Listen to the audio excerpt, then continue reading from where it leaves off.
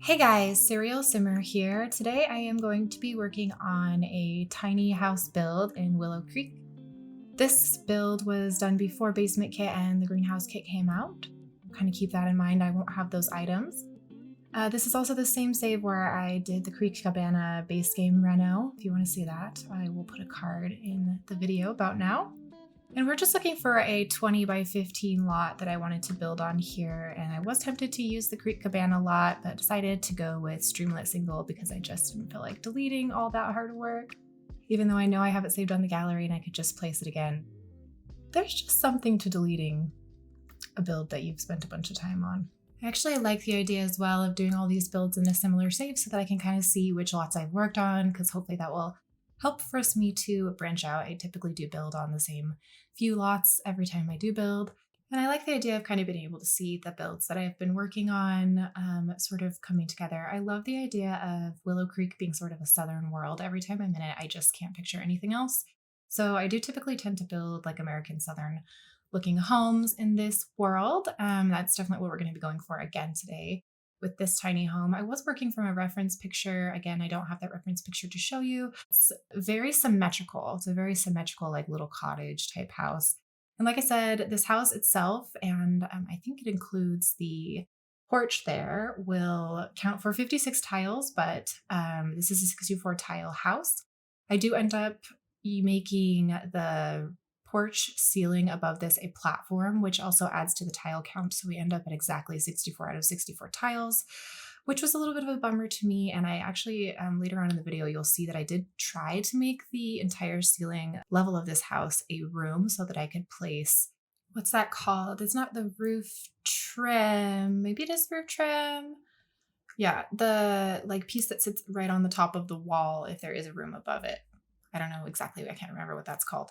Comment below if you remember. But yeah, getting back to what we're currently doing in the build, we have gone ahead and added 2 black and white shutters. It's very similar to the Creek Cabana build if you have seen that video. If not, again, feel free to find that on my channel.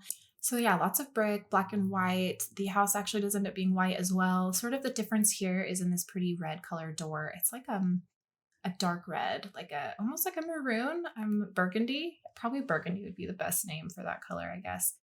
It goes really, really pretty with the white, the black, and the brick. It's a nice pop of color, I think. And then the house reference picture that I was working off of did have 3 of these pendant lights, kind of older style outdoor pendant lights hanging from the roof, one in front of each of those windows that was included in the porch and one in front of the door. I did make sure to place those far enough back that the door still does swing without clipping into that light. And then, yeah, it also had a sheet metal roof. So I'm just going through and trying to find the right color that I feel like fits with the surrounding and will look nice with the door and the brick. Obviously, pretty much everything else goes with black and white, so I wasn't as concerned about that.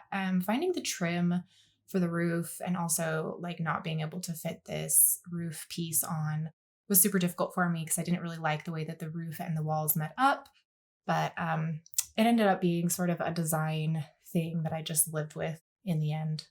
And I mean, to be fair to the build, I do really still like this build. I think this build is so, so cute. I think the one thing looking back that I really wish I would have tried to add would have been like a back door, because there does end up being like a really fun garden area in the back here. But also, since it's a tiny home, it's not like it's going to take your sim a drastic amount of time to be able to walk out that front door and then to their backyard.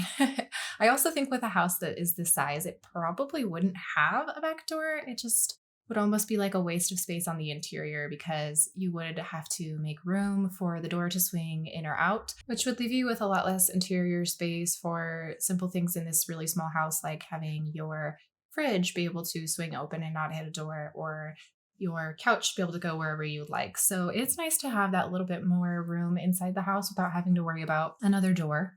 I did also not restrict myself on packs for this build, but I did want the house to look like it fit into this sort of base game world. So I do use a ton of base game in this house. And here we are fiddling with the roof, trying to make this not its own room. And if you can hear jingling sounds in the background, that is my puppy scratching around her collar, making her collar jingle. Sorry about that.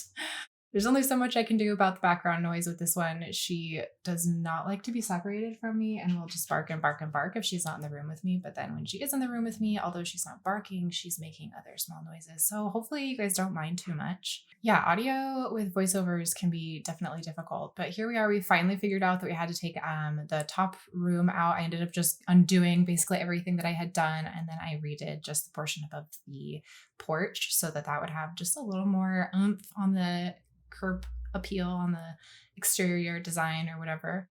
And then I'm just trying to match up the door color with this front door because I just love that color a lot. It was difficult to find, but these Strangerville ones I thought were a really good match. And I liked that they had a different molding color, door molding color on the outside. I thought that was really pretty. And they also are like a little bit Victorian, a little bit of an older, they have a little bit of an older look to them with the knob. The rounded knob looks like ceramic or something, which is something you would see in older homes for sure. So I really enjoyed that. I thought that would be perfect for this sort of older cottage sized home.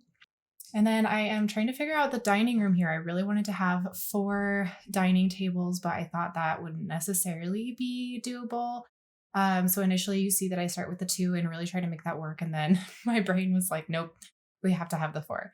So we decided, okay, fine, we're just going to make the 4 work. And we start going with that and working off of that to get our design. So that sort of starts out being like a must have. We needed to have the 4 seats for the dining table.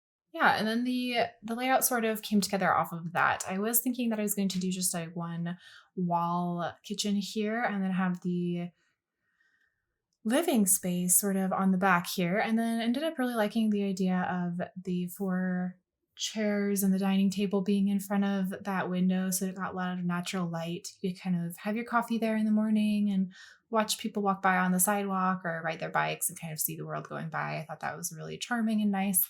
So we do go ahead and put that over there, and then we do sort of a 2-wall kitchen. And the placement of the stove, which is sort of an upgraded stove, by the way, may I add, that is a really good stove. It actually has quality cooking level 7, which is for the price of that stove, pretty crazy. So yeah, we did end up switching the sink and the oven around so that we could have a little bit of a better layout. You can look out the sink now while you do dishes because there is no dishwasher in this house currently. That would have to be an upgrade that you'd have to save up for if you did end up playing in this house.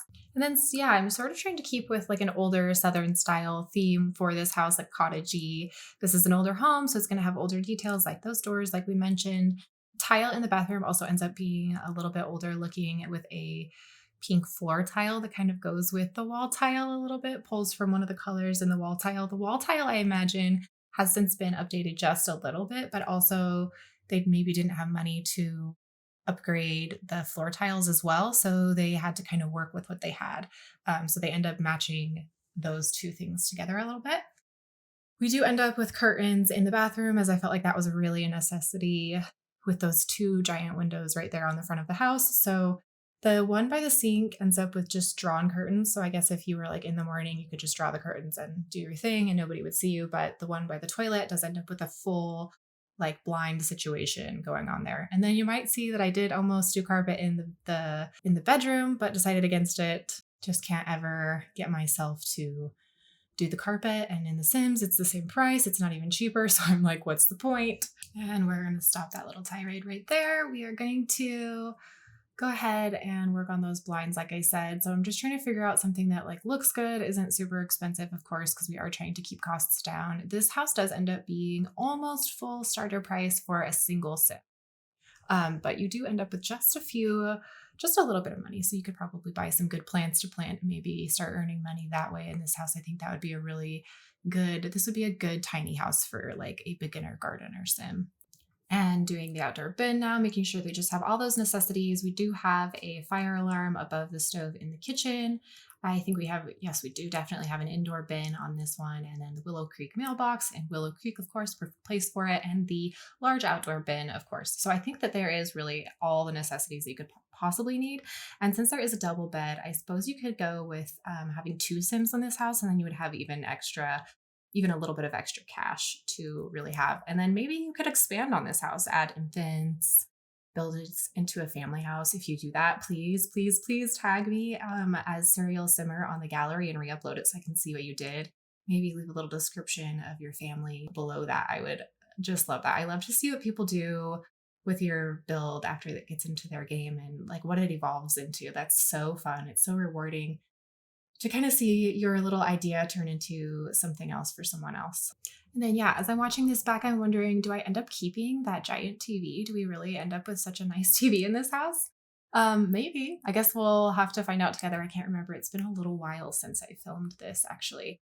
So yeah, we're just going through adding some rugs. I thought that rug from the Strangerville pack, and actually, oddly enough, that is like my favorite rug in this entire game. There are so many good swatches of that rug.